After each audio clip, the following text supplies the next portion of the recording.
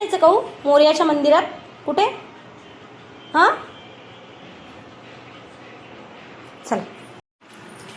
Bye bye.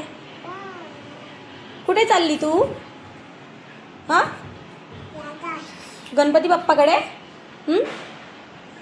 मंदिरात.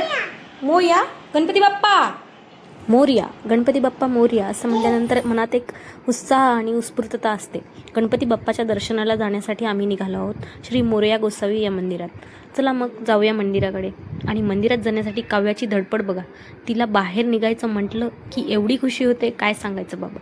आणि आता ती लगेच इथनंच मला बाय करायला लागली की ती तिच्या बाबांसोबत मंदिरात जाणार आहे असं तिला वाटतंय. मग आम्ही गाडीवरती आलो मंदिरात. आणि मंदिरात आल्यानंतर हा बोर्ड दिसला, वाचला, पुढे निघालो.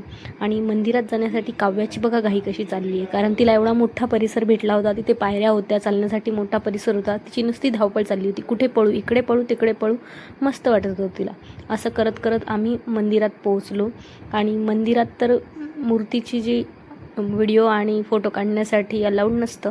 मग आम्ही तिथे दर्शन घेतलं, कारण दर्शनही महत्त्वाचं आहे. मोबाईल साईडला ठेवला. बाहेर आल्यानंतर परत मोबाईल घेतला हातात आणि काव्याचा व्हिडिओ कॅप्चर करण्यात मी बिझी झाले. काव्याची तर मजाच मजा होती. काव्याला सगळीकडे गणपती बाप्पा दिसत होते. तिला असं झालं होतं की कुठे काय करू, गणपती बाप्पांना काय बोलू. ती गणपती बाप्पाच्या मूर्तीला बाय करत होती बघा.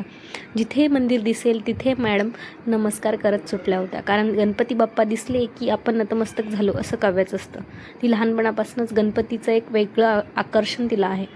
मग पायऱ्या चढून गणपतीकडे जाणार आणि नमस्कार करणार. आणि मोरया गोसावी मंदिरात तर खूप सारे छोटे छोटे मंदिर आहेत गणपतीचे. म्हणजे ते एक समाधी टाईप आहे. तिथे गेल्यानंतर तुम्हाला खरंच खूप छान वाटेल. एकदा तरी विजिट करायला हवं. पुण्यामध्ये PCMCच्या एरियामध्ये आहे, म्हणजे चिंचवडच्या एरियात हे मंदिर आहे. आणि खरंच खूप छान आहे. प्रसन्न वाटलं तिथे जाऊन बघा. काव्याला एक फ्रेंड पण भेटला तिथे. लगेच त्याच्याशी बडबड करून काव्या मॅडम पुढे निघाल्या बाय करत.